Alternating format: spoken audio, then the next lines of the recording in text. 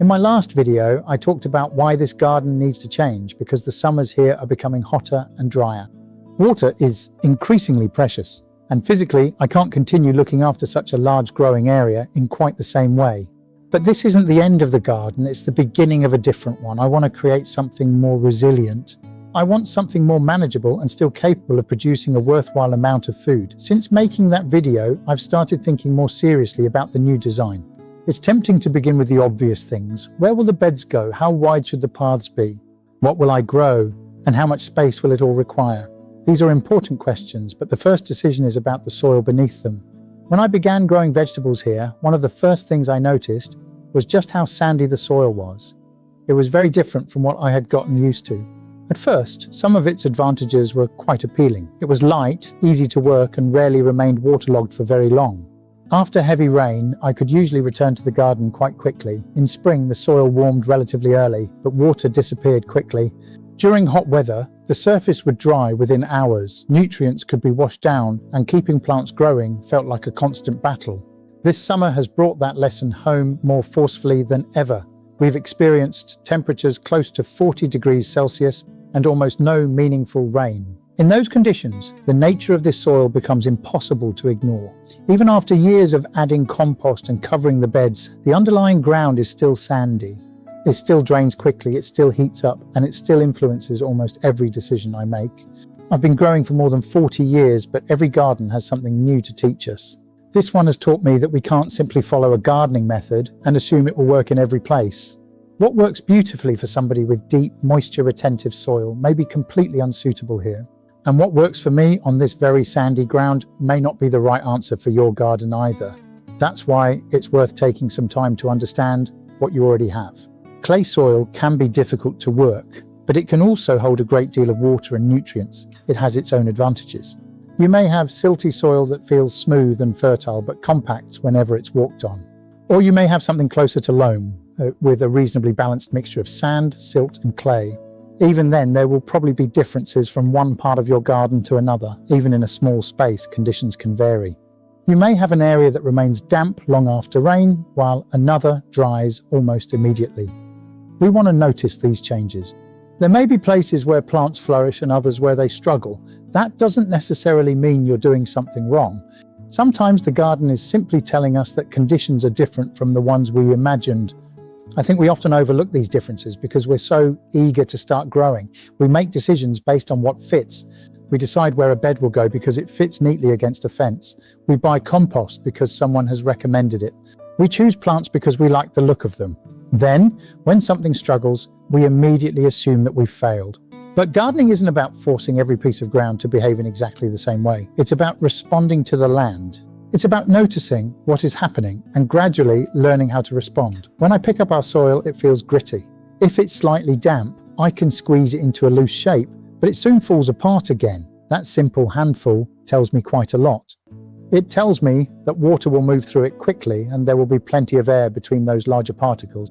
It also tells me that retaining moisture and organic matter will always be an important part of growing here. You can try this too.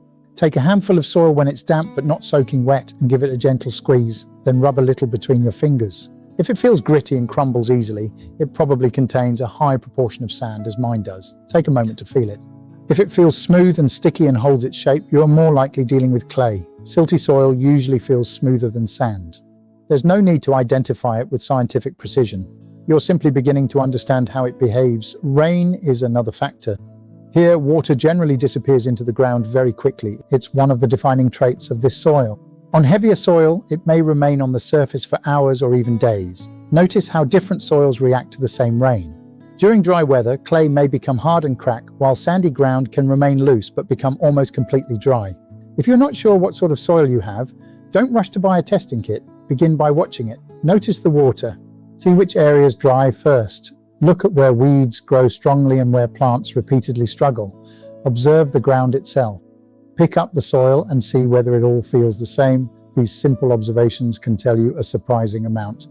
If you recognize your own soil, let me know in the comments what you garden on and what you find most difficult about it. I suspect we'll discover every soil has its own challenges. None of the main soil types is automatically good or bad. Clay soil can be difficult to work, but it can also hold a great deal of water and nutrients. It has its own advantages. Sandy soil may be easy to cultivate, but it asks much more of us during a dry summer. It's a different kind of challenge. Silty soil can be fertile and moisture retentive, but it may compact if it's regularly walked on or worked when it's too wet. The important thing is not to wish endlessly for another type of soil. It's to learn how to work with the one we have, accept the land. When people have sandy soil, they're sometimes tempted to believe they can turn it into rich loam simply by adding enough material.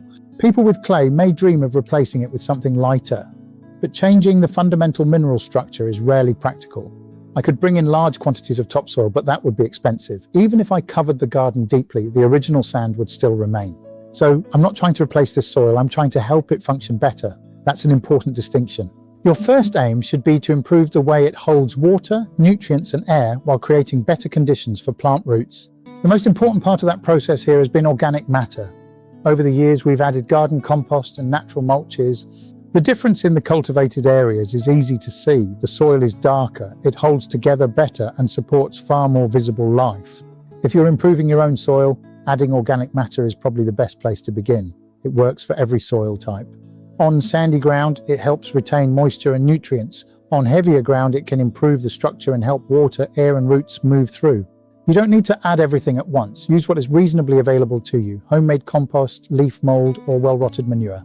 A small amount added regularly can make a meaningful difference over time, but this isn't a repair we complete once. Organic matter is continually broken down by organisms. In a warm climate, that can happen surprisingly quickly. It's a continuing rhythm. We make compost, we spread it, plants grow. Their roots feed the soil, and the remains of those plants eventually return to it. That cycle matters. My first priority is always to create soil in which plants can support themselves as much as possible, rather than relying on products. If a plant looks unhealthy, try not to assume immediately that it needs more fertilizer. Look at the wider conditions first. Has the soil been too wet or too dry? Has the weather been unusually hot or cold? Could the roots have been damaged? Is the ground compacted? Sometimes plants have plenty of nutrients around them, but can't access them because something else is wrong. Observe carefully. Protecting the soil surface has become equally important here. When I see bare soil in summer, I know how much heat it's absorbing. The sun beats directly onto it, the wind moves across it, and moisture disappears into the air. This stresses the whole garden system. A covering of compost, leaves, grass clippings, straw, or living plants changes those conditions for the better. It acts as a shield. The soil beneath mulch is normally cooler and remains moist for longer. It also provides a much friendlier environment for worms. If your garden dries quickly, try covering a small section of soil and compare it with an area left bare. Notice the difference. After a few warm days, put your hand beneath the mulch. You may be surprised by how much cooler and damper the ground feels. Mulch doesn't remove the need to water, especially here, but it can help us make better use of the water we have. It's vital. If I create more beds than I can compost, cover and water properly, I'll simply recreate the same problem on a different layout. The aim isn't to fill every available piece of ground. It's to grow well in the area we can realistically care for, quality over quantity. If this is helping you look at your own soil a little differently, you can let me know by giving the video a like. It really helps. It also tells me that this is the sort of practical series you'd like me to continue. Let's keep exploring these lessons together. My approach to digging has developed in much the same way as my approach to the rest of the garden. I prefer to disturb the soil as little as possible. That allows natural structure to develop, but I don't treat that as an unbreakable rule. If an area is severely compacted, it may need loosening. If it contains persistent perennial weeds, intervention may be necessary. Gardening becomes unnecessarily complicated when the name of a method becomes more important.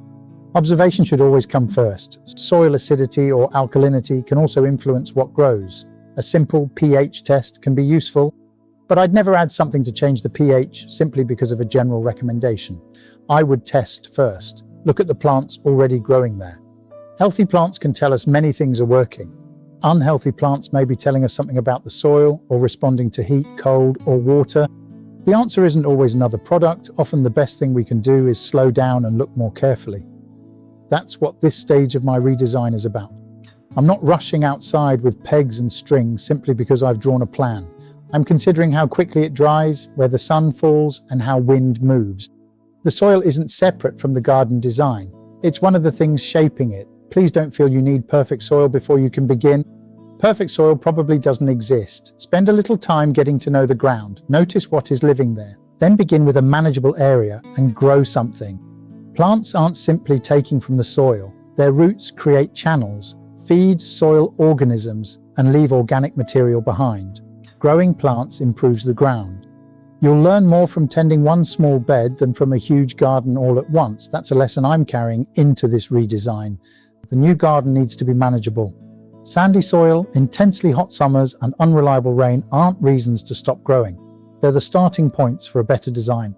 What are yours?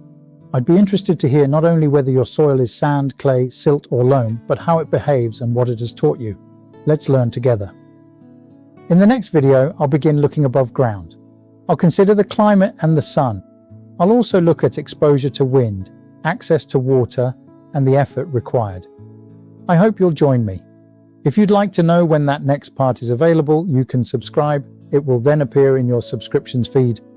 A productive garden is only truly successful if we can continue looking after it. That's the garden I now want to create, and understanding the soil beneath it is where the process begins. Thanks for watching, and I'll see you in the next one.